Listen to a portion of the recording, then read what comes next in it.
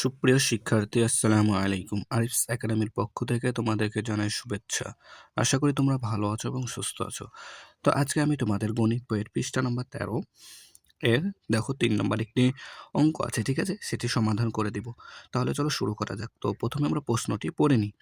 দেখো 3 নম্বরে বলছে নিচে 6টি নাম্বার কার্ড আছে, ঠিক আছে? এই কার্ডগুলো নিয়ে 6 অঙ্কের সংখ্যা তৈরি করি, ঠিক আছে? দেখো এখানে 6টি কার্ড দেওয়া আছে।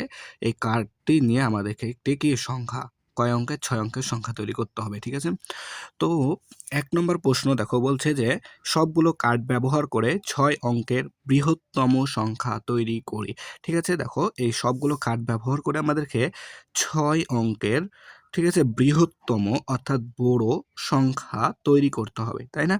তো তাহলে আমরা প্রথমে সমাধান করব। তো এখানে লিখব কি যে 1 নম্বর, ঠিক আছে না? 1 নম্বর দিয়ে সমাধান, ঠিক আছে? সমাধান। তো আমরা এখানে লিখে নেব প্রথমে যে সবগুলো কার্ড ব্যবহার করে 6 অঙ্কের বৃহত্তম সংখ্যা তৈরি করা হলো, ঠিক আছে? তো আমি এখানে শুধু এখন লিখলাম বৃহত্তম সংখ্যা, ঠিক আছে? তোমরা ওটা লিখে নিবা, ঠিক আছে? তাহলে বৃহত্তম সংখ্যা সমান সমান, ঠিক আছে? তো বৃহত্তম অর্থাৎ বড়, সবথেকে বড় সংখ্যাটা আমাদেরকে তৈরি করতে হবে, তাই না? তো দেখো এই 6টা কার্ডের মধ্যে সবথেকে বড় কে? সবথেকে বড় দেখো ভাইয়া 9 কিন্তু, তাই না? তাহলে আমাদের প্রথমে 9 বসাতে হবে, ঠিক আছে? এরপর দেখো 9 এর পরে সবথেকে বড় কে? 9 এর পরে সবথেকে বড় 7, তাই না? তাই আমাদেরকে এরপরে 7 বসাতে হবে, ঠিক আছে?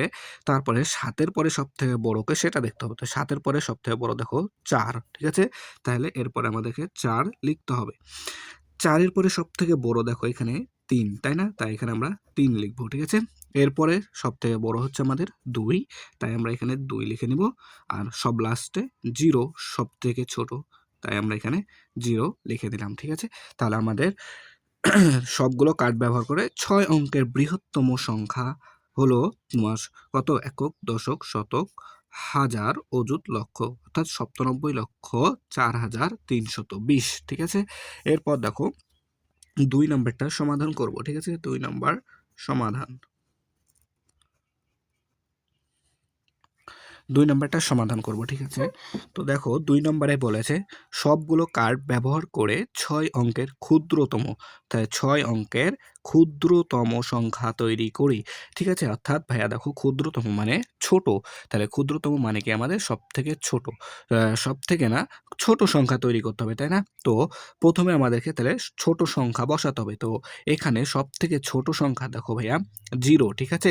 কিন্তু ভাইয়া দেখো আমরা কিন্তু জানি বামের শূন্যের কোনো দাম থাকে না, তাই না? তাই আমরা শূন্যকে একটা অঙ্কের পরে বসাবো, অর্থাৎ সবথেকে শূন্যর পরে যে ছোট তাকে আগে বসাবো, ঠিক আছে? এরপরে শূন্যকে বসাবো, ঠিক আছে? তো তার আগে আমাদেরকে কি লিখতে হবে যে ক্ষুদ্রতম সংখ্যা, ঠিক আছে? যে সবগুলো কার্ড ব্যবহার করে 6 অঙ্কের ক্ষুদ্রতম সংখ্যা হলো সেটা লিখে নেবা, ঠিক আছে? তো আমি এখানে প্রথমে লিখলাম যে ক্ষুদ্রতম সংখ্যা, ঠিক আছে? ক্ষুদ্রতম সংখ্যা, ঠিক আছে? তো ক্ষুদ্রতম সংখ্যা এখানে সবথেকে ছোট হচ্ছে 0, ঠিক আছে? কিন্তু ভাইয়া বামের শূন্যের দাম নাই, তাই আমরা প্রথমে 0 লিখব না, ঠিক আছে? তো 0 এর পরে সবথেকে ছোটকে সেটা খুঁজবো। তো 0 এর পরে সবথেকে ছোট দেখো 2 আছে, তাই 2 কে প্রথমে আমাদেরকে বসায় নিতে হবে, ঠিক আছে? এরপরে শূন্যটাকে এখানে দিতে হবে, ঠিক আছে? তো দেখো তাহলে 2 এবং 0 গেল। তাহলে 2 এর পরে সবথেকে ছোটকে 3, তাই না? তাই আমরা এখানে 3 টা বসাই দিব, ঠিক আছে? দেখো এরপরে এই যে বৃহত্তম সংখ্যাটাকে আমরা উল্টায় দিলেই হবে। তাহলে 4 বসবে এরপরে, এরপরে 7, তারপরে 9, ঠিক আছে? তো ক্ষুদ্রতম সংখ্যা হলো 20,03,479, ঠিক আছে? তাহলে আমাদের খুব সহজে কিন্তু আমরা এটা সমাধান করতে পারছি, তাই না? তো 13 পৃষ্ঠার এই অঙ্কটি আমাদের সমাধান করা হয়ে গেল তাহলে।